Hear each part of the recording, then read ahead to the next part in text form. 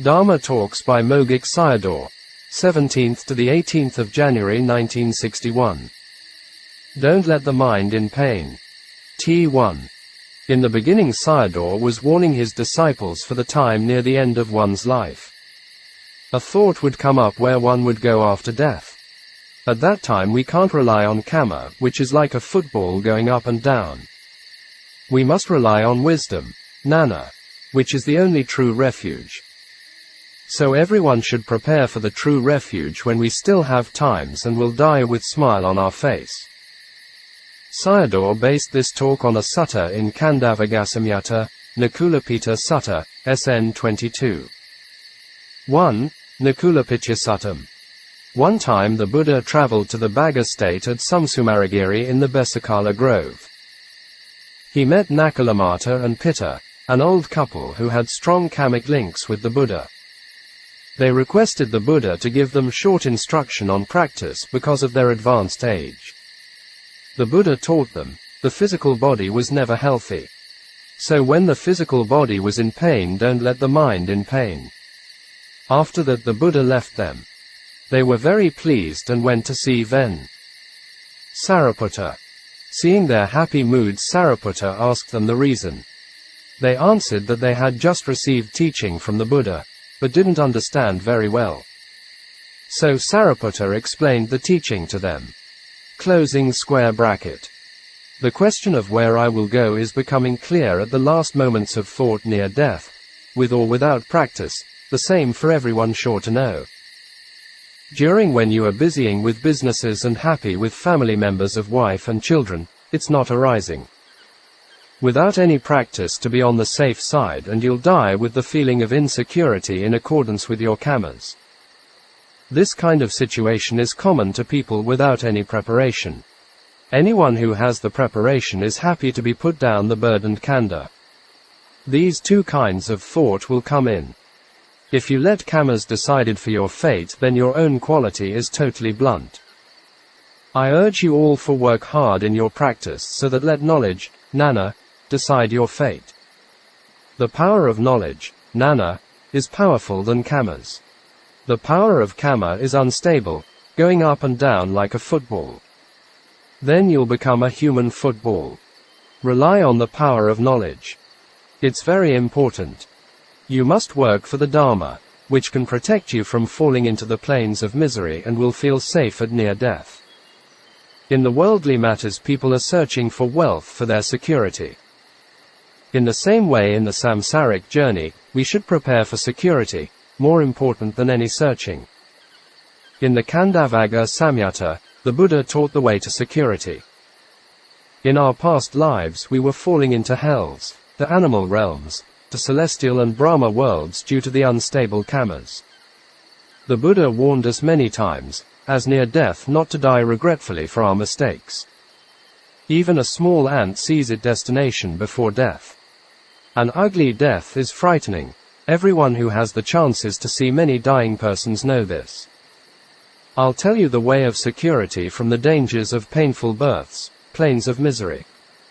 Sayadaw told the story of Nakulamata and Nakulapita, mother and father of Nakula. The Buddha said if we had the khandhas and never free from sores, wounds and diseases. Let us see it as true or not. Because of cold and heat there are many changes all the times. And so we are using bandages to treat the diseases, i.e., changing clothes all the times. There are sores of defecation and urination. We are changing our bodily postures all the times because of pains and aches. The body is the source of all diseases. The body is sure to be in pains and aches. But if your mind is not in pain, will realize Nibbāna. Let the body pain but not the mind. Then Sariputta gave instruction to them. Worldlings took this body as mine, I am and myself. But the khandha would show you that it was not as what you had thought. Sayadaw explained the body and mind are in pains by using each of the 5 khandhas to describe it.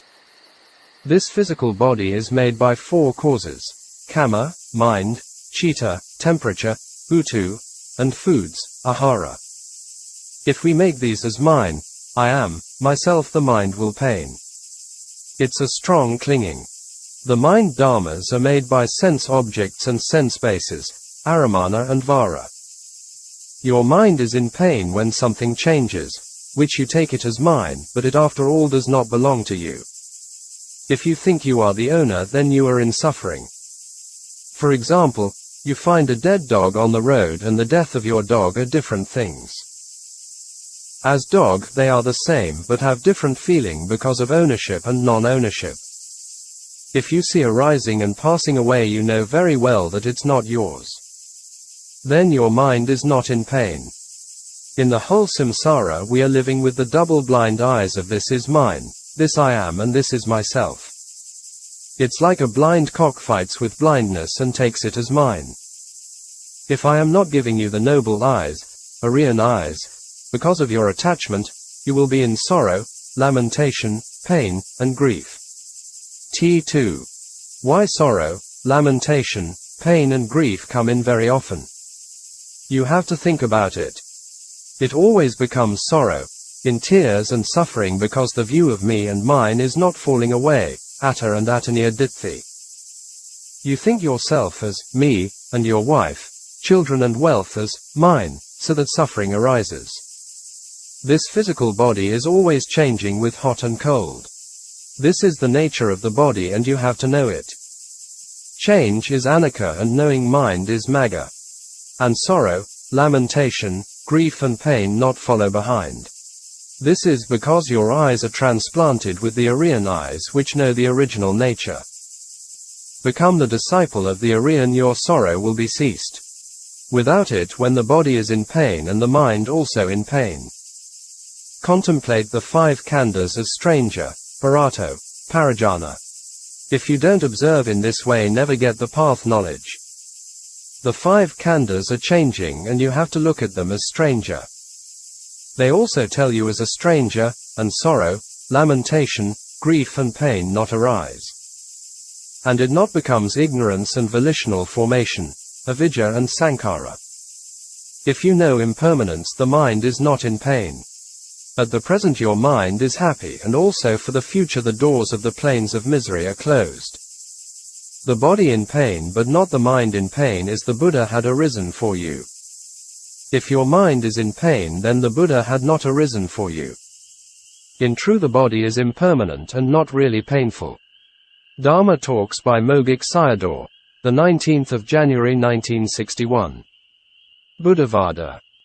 Sayadaw based this talk from the Khandhavagga Samyutta, Devadaha Sutta, SN 22.2 Devadahasuttam.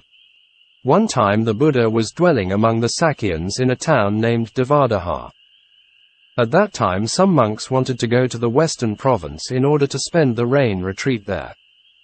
So they went to see the Buddha and asked permission for it. The Buddha asked him to see Sariputta before. So they went to see him. Sariputta knew that the Buddha wanted him to teach them. He said to them, they should answer in this way if someone asked what the Buddhavāda, the Buddha's doctrine was. The Buddha taught to remove or destroy desire and lust, chanda raga, and the way to do it. Closing square bracket. We are worshipping the Buddha and Dhamma, so it's important to know the doctrine of the Buddha. In one of his talks on the same subject, Sayadaw said that most Buddhists know a lot of rites and rituals. Such as worship the Buddha in many different ways, but maybe they don't know the doctrines. Without knowing it they can't practice. Nowadays we see many monks teach the lay people ordinary things. Sayadaw told the story of the sutta. Sariputta gave the talk to the monks. The Buddha used to talk removed or destroyed desire and lust, chanda raga. He also used to exhort for practice of removing and destroying it, to remove the causes of dukkha samadaya, i.e., tanha, and the way for it. The inquirers would not satisfy with that much. They would ask you again, in regard to what your teacher taught the removal of desire and lust. It's to remove the desire and lust on the 5 khandhas. If you didn't, then what happened? There arose in one sorrow, lamentation, pain, displeasure and despair. If you did it, then what happened? It will not followed by sorrow, lamentation, pain, displeasure and despair by removing it, and not either followed by ignorance and volitional formation, avidya and sankhara. If you don't remove it, then you are an unwholesome person. You will fall into the plains of misery when death arrives. If you remove it, then you are a wholesome person. You will born in the blissful plains after death, as human and celestial beings, and realize Nibbāna. These are according to the sutta. I have something to explain more. If you don't remove or destroy it with path knowledge, the khandhas and samudaya, i.e., tanha, are always sticking together. Here means latent tendency or defilements, anusaya kilesa. This is lobha, greed, affection to one's own khandhas. If you don't remove it, craving, clinging, action, tanha, upadana, kama, connect with birth, aging and death, jati, jara, marana. It's here to describe the way of practice.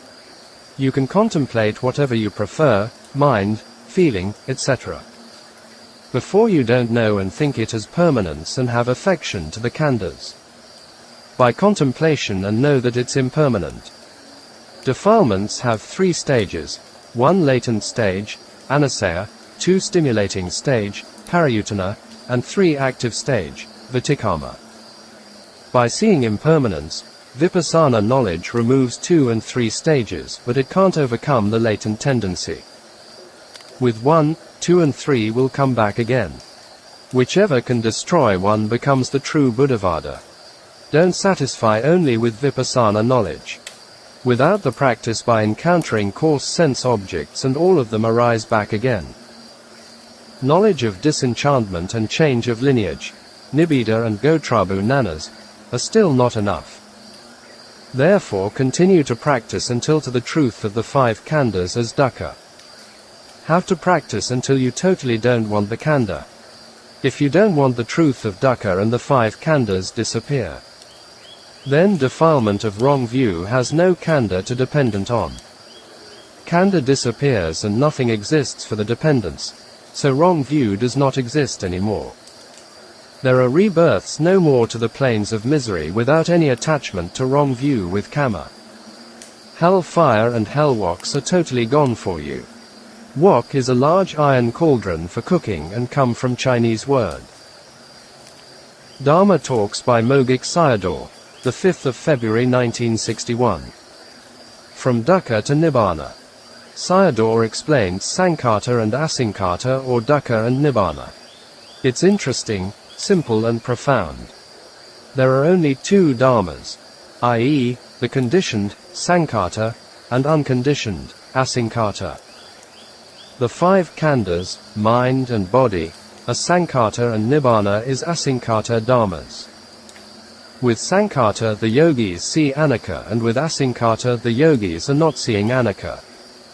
With Sankhata, dukkha does not end, and with Asankhata, there is no dukkha. He used the simile to explain them and the process mentioned in the questions and answers between King Milinda and Ven. Nagasena. King Milinda asks Nagasena, does Nibbāna exist within the 3 periods of time, past, present, future? Nagasena answers as, no, it exists only for yogis who have practiced vipassana. It's like using 2 pieces of bamboo rubbing continuously together. After some time it becomes hotter and hotter, but don't stop it there, and continue to rub until fire comes out. In this simile, the person who was rubbing continuously the 2 pieces of bamboo was the vipassana yogi. That the pieces of bamboo became hotter and hotter was like observing continuously anicca again and again until it became maturity. And then dukkha became clearer and disenchanted to it. After penetrated dukkha thoroughly, and the yogi let go of the attachment to the khandhas, the sankhata. After that the fire of Nibbāna, Asankhata, appeared. At that moment the physical body was not disappeared. The process were mentioned in the Anguttara Nikaya and Visuddhimagga. The yogi's duty is continuously observe anicca, i.e., bhavatabha. Nibbāna will appear naturally when it reach toward the highest maturity. Sankhata and paticca samuppada are the same. All the khandhas arise together. Where are they coming from? Physical body comes from kama, mind, temperature and foods. Mind comes from sense object and sense door. They all arise by causes. So mind and body are sankhata dhamma, conditioned phenomena. If the conditioned causes are finished, it will pass away. How long it has been now? It's uncountable. We are always living within the province of sankhata. So, we will live with arising and passing away. And we take it as good. This khandha is arising and passing away moment to moment. Therefore it's sankhata dukkha conditioned dukkha. This khandha is conditioning all the times without even rest for 1 second, because of the continuous destruction. Without conditioning and there is no replacement. Therefore the khandha is called the paticca samuppanna dhamma resultant phenomenon. It's the result of arising dharma by conditioning. In the whole round of existence, samsara, we were living without any rest and with birth and death all the times. We had never done vipassana before and never seen our own birth and death. So you had never seen sankhata dukkha. In the Four Noble Truths, dukkha sakha is a very interesting subject. Only we understand this truth we can let go of our attachment to things. Even we can condense the whole pitakas into dukkha and the ending of dukkha. So the truth of dukkha is very important in our whole life for frequent contemplation. There are 4 important meanings on truth of dukkha. 1. Pilakato, oppressive nature, torture and torment the owner who attaches to the mind and body. 2. Sankatato, mind and body are conditioning by tanha and torments by it. 3. Samtapato, the khandhas are always burning with the fire of craving. 4. Viparinama, tortured and tormented by changing. Only you have seen sankhata dukkha will prefer asankhata nibbāna. It's covering up with ignorance that you can't discern it. In this way every day we take the khandhas as very good. Therefore I have to explain on sankhata. After go back home, sit and observe. The body is itching here and there, with sensation of impermanence. The body is consuming its time with sankhata dhamma. People taking pleasure in it are enjoying with the truth of dukkha. Taking pleasure in birth and death, etc. How stupid it's. Making payers for sankhata dukkha are really crazy and double blindness. Some Buddhists are like this. Even they don't know they have wrong view. If you don't understand sankhata, you will not appreciate and want to realize asankhata nibbāna. Even whatever you are thinking about these things, it will not happen.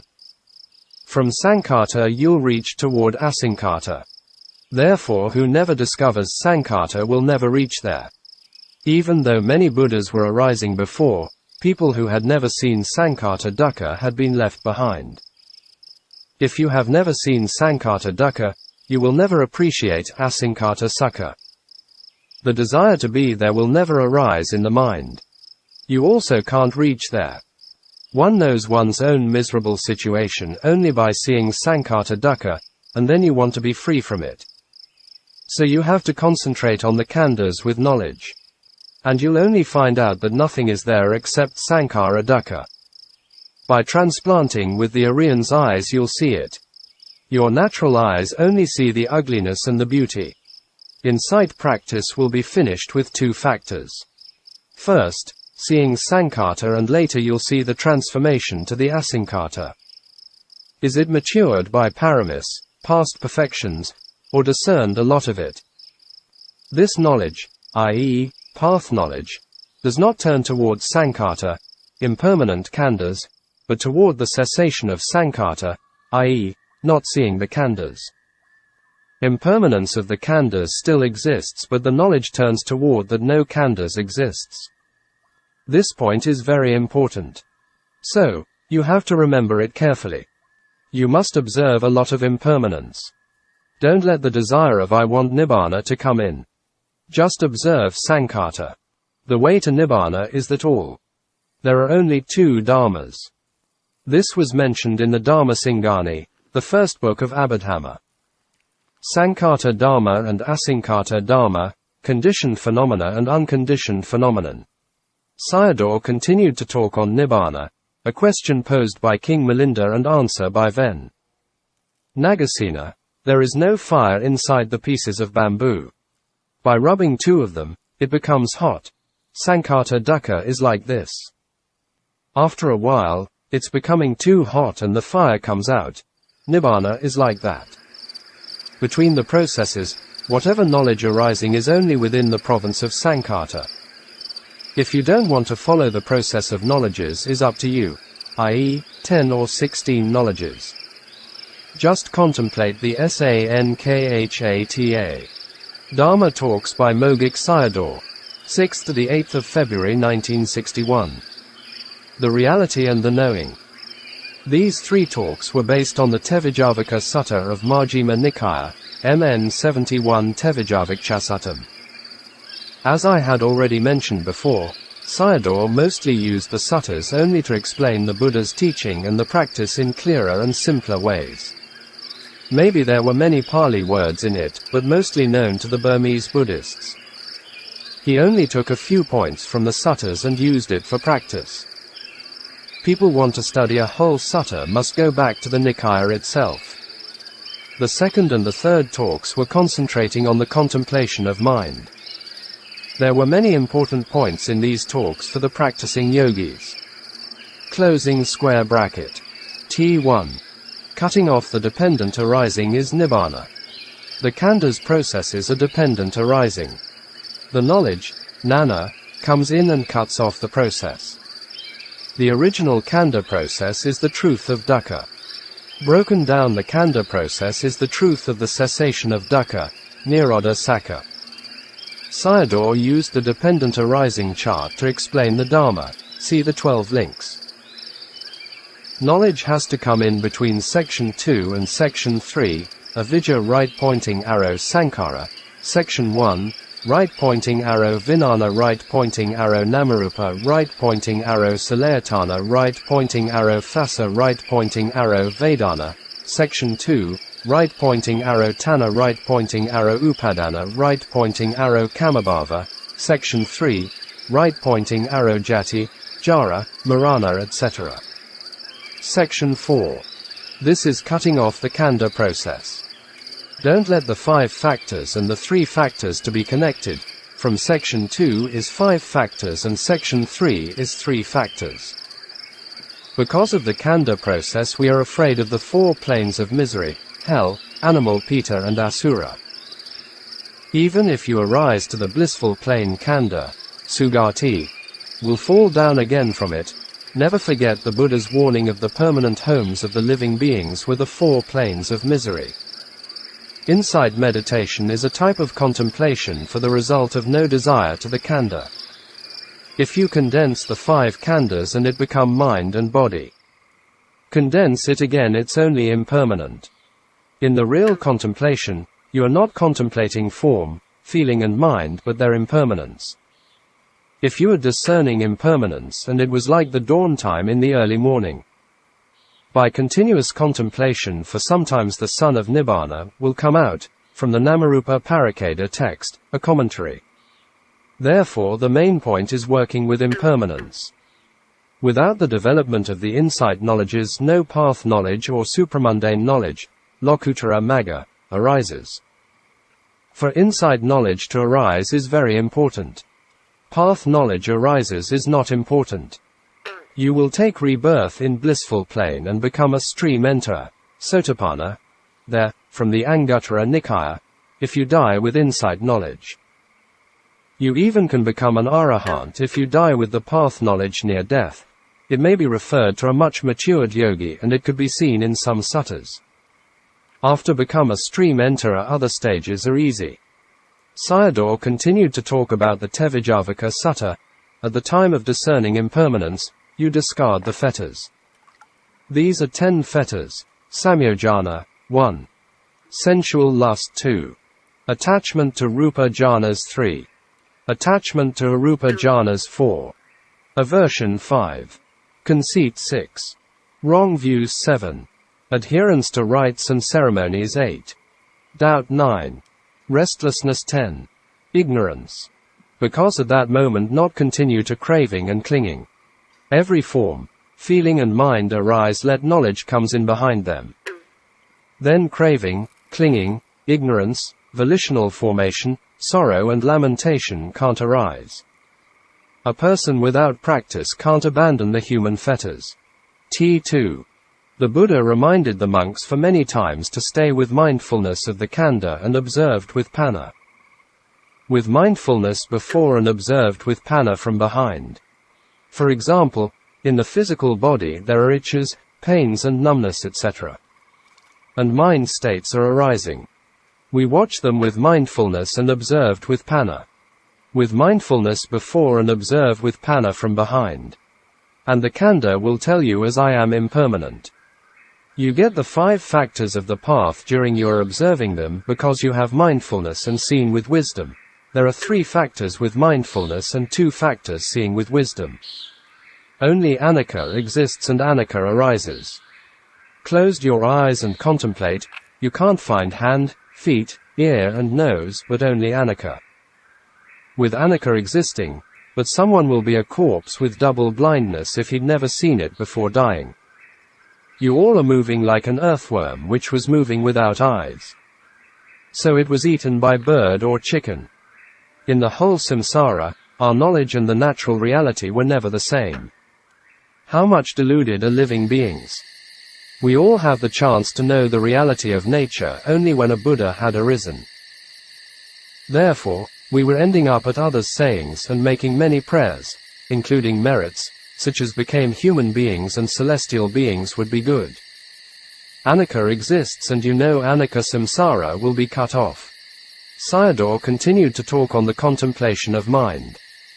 So in the following, I insert his system in the contemplation of mind and let the readers to understand clearly what he said in these talks.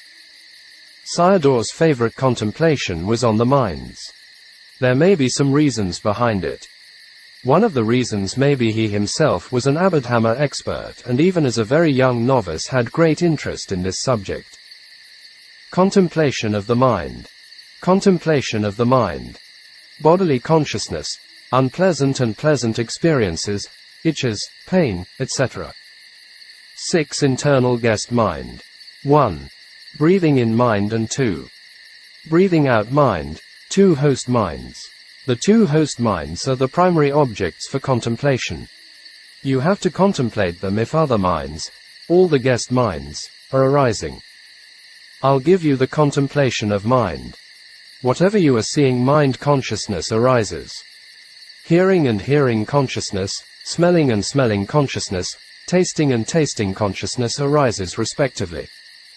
They are arising here and passing away here. In the physical body, there are itches, pains, etc. Regarding to the unpleasant sensation with the knowing of the unpleasant physical phenomena, also regarding to the pleasant sensations with the knowing of the pleasant physical phenomena. So regard to the physical body 2 types of knowing consciousness. But as bodily consciousness is one only, there are totally 5 consciousnesses. They only arise sometime. Therefore these are external guest minds. Sometimes consciousness can arise as lobha, dosa, moha, alova, adosa and thinking minds. All these 6 minds are internal guest minds, not including non-delusion, amoha, because they are the contemplating mind, 5 magangas. There are 2 host minds always exist, breathing in and breathing out minds. Therefore, in contemplation of mind, totally 13 types of mind have to be contemplated. Contemplate with amoha, i.e., the 5 magangas. If you are discerning the passing away, the 5 magangas arise naturally. Among the 11 guest minds, if one of them arises, follow with the 5 path factors. Whereas follow the host mind with the path factors if nothing of them arises. The host minds are always there. Every following go with anicca and magga. So kilesa can't come in between them. The Buddha taught us, if you practice in the morning and became a stream enterer in the evening. And practiced in the evening and became a stream enterer in the morning. This was a teaching to Prince Bodhiraja Kumara, MN.85 Bodhirajakumara Suttam. Closing parenthesis. Why cannot most people realize it? Because the reality and the knowing are not fitting in. The reasons are, don't know the way of practice and not pay attention to it. Therefore we are far from the path and fruition knowledges, Magga and Phala, and Nibbāna every time it's arising and no contemplation, for an example, by seeing an object become wanting, clinging, action and birth which continue the D.A. process. Then we will only get Dukkha. We can't follow with knowledge and will turn around with Dukkha. And then we are trying for the arising of Dukkha. Don't we have any parami or not doing the practice? We are not doing the practice, then. Sir, if you have compassion to yourself, just do the practice. Once King Pasenadi Kosala asked the Buddha, people are sending metta and praying for their happiness. But in reality they are following behind lobha, dosa, and moha. Do they really love themselves? Quote, the Buddha answered his question in negative. Every mind arises, you discern impermanence and see your own death. So, to tell the truth, we are always alive with one mind only. Vipassana is contemplating one's own death. For example, after you are breathing out and the mind wanting to breathe in not arises, you are dead. Death is subha or asubha. Asubha, then. Sir, here the usage of asubha maybe had the general idea of unpleasantness, because death is unpleasant to the dying person and others. Closing square bracket. Therefore, originally you don't have any lucky sign with you. Sayadaw continued to explain how to practice insight according to the Milinda's text, the spider method. Opama Katha Pano, the similes. After about the practice, continuing with the Vaka Brahman, Tevijavaka Sutta. The first question connected with layperson on practice. Can a layperson attain realization without discarding the fetters? Human beings can't realize Nibbāna if they and the fetters, samyojana, are connected. It means khandha connected with tanha, upadana and kama. On the other hand, they will realize it if khandha and nana, knowledge, are connected. Therefore, if people are doing the practice, they are shaking off their fetters. This happens during the period of practice. Lay people like Anathapindika, billionaire, Visakha, as 7-year-old girl realized Dhamma, and Santati minister were living among the fetters, but they had the knowledge to cut him off that realized Nibbāna. The second question was, do people reach toward blissful planes, good rebirths, by not discarding the fetters? The answer was, it can be. T3. Whatever mind arises by watching and contemplating with sati and panna is killing the three causes of tanha, upadana and kama. So, it's preventing the three results of jati, jara and marana. Vipassana contemplation is cutting off the khandha process. Magga, here the 5 magangas, is cutting off the future causes and no future result arises. Yogis of Vipassana contemplation are cutting off samadaya and dukkha sakkha's. Whatever arises is dukkha sakkha. Sayadaw explained Cittanupassana of the 6 senses doors one by one. Cittanupassana is observing one's mind. You have to observe it exists or not exists because two minds can't exist at the same moment. After the arising mind passes away and the observing mind can arise. The minds have to be observed are not more than 45 types of mind. From the 45, only one of them arises in turn. The preceding mind is anicca and the observing mind is magga. A person who has a lot of observation will get magga. With a lot of observation not only discern anicca but also turn into dukkha sakkha. 45 types of mind are for a tihetuka person. A yogi can be enlightened in this life by practice. 37 types of mind are for a dve hetuka person. A yogi can't enlighten in this life even by practice, but develop the potential for next life. Hetuka person was born with non-greed, non-hatred and non-delusion, the 3 wholesome roots of the mind, whereas dve hetuka person without the non-delusion mind. Sayadaw continued the Q&A between Vaka Brahman and the Buddha, stopped at yesterday talk. 1 is observing by 2.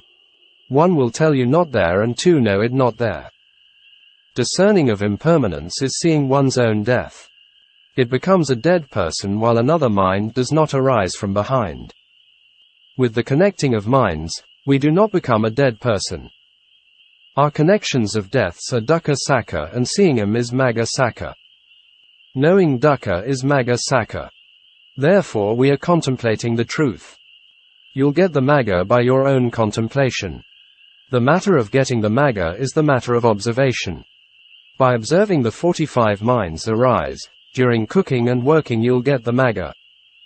Also it is during selling and buying. Just only you are observing them. Tanha and Upadana Kama are preventing Nibbāna, but not to Sugati, blissful rebirths. We may realize Nibbāna by performing wholesome kamas as Vivata kamas, kama which has no desire for the round of existences. And it becomes a strong supportive cause for Nibbāna. That is, you have done it without Tanha and Upadana. I'll explain the last 2 questions as general knowledge. Sayadaw mentioned wrong views and practices in ancient India during the time of the Buddha connected with these questions. Can Ajavakas realize Nibbāna? They can't. They are governing by wrong views so that they couldn't realize it. Wrong views are always preventing Nibbāna. Can they reach towards Sugati? No, they can't. But I see only one person. That was the Bodhisattva himself, and during that time he was practicing as a Ajavaka. But at that time, he believed in the law of karma so that he was born in Sugati, good rebirth, after death.